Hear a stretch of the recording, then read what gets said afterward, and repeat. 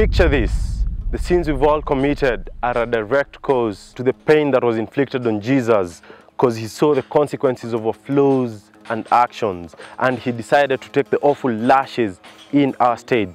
So that night, you sneaked out into the club with your fake ID, got drunk, ignored the danger, laid your body and your head in a complete stranger's bed, and ignored the fact of whom God called you to be. Your actions were the lashes that stripped the flesh from Christ's legs, and those late night tantrums that caused you to lift your voice and fists against your parents, when it was apparent that they were doing the best for you, to save you from yourself, to save you from the X, the crack, the meth.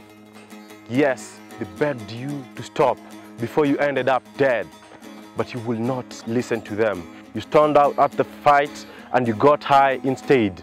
That night, you got Christ whipped in his back until the skin blistered, ripped and bled. And when you say those awful things to that girl of lower means, just to be mean, just to seem cool to your friends, or when you punch that awkward kid after school just because you don't know how he looks like or how he lives, you deliver the punches, the lunges that split Christ's upper lip, the uppercuts from the fists of the soldiers as they kicked the Savior in his ribs.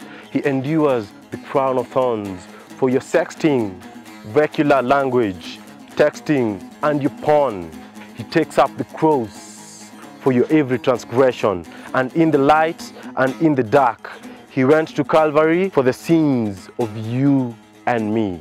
The senseless whims that we believe are victimless crimes, but please believe that the victim is Christ. And I hope that you see, every time you deceive, you are your parent, the teacher, and the friends. With the lies from your mouth, a nail goes through his right hand.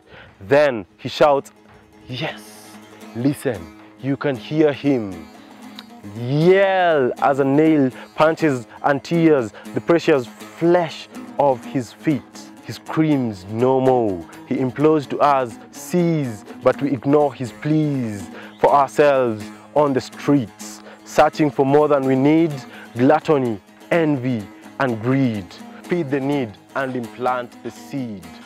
And indeed, you can't even see that a homeless man can't even stand up with his hand out, looking for a hand up. The iron is, Christ is screaming, he is me. A nail goes through his left hand, just because he ignored and left him to die hungry, alone, our way and home. And we do it every day, every week.